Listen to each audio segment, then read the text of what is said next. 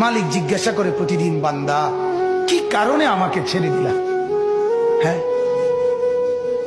রাত 12টা বাজে তুমি ঘুমায় গেলা, মা ঘুমায় গেল, বাপ ঘুমায় গেল, বিবিও ঘুমায় গেছে, পাড়া পড়শি ঘুমায় গেছে।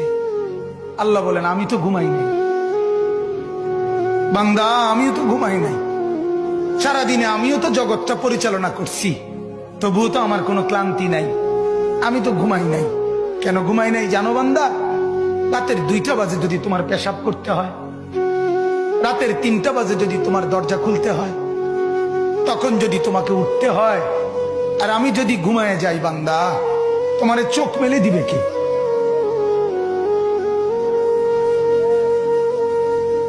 এই বাপ, চোখ মেলে দিবে কে?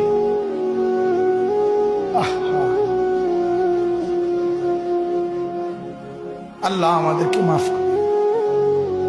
কোরআনুল কারীমের মধ্যে আল্লাহ তাআলা বলছে ওয়াহুয়াল্লাযী ইয়াতাওয়াফাকুম বিল-লাইল। কোরআনে আল্লাহ বলে, বান্দা শোনো, প্রত্যেকটা মানুষকে রাত গভীরে যে ঘুম আমি দেই, সেটা ঘুম না, আমি ওয়াফাত দেই, আমি মূলত মৃত্যু দিয়ে দেই।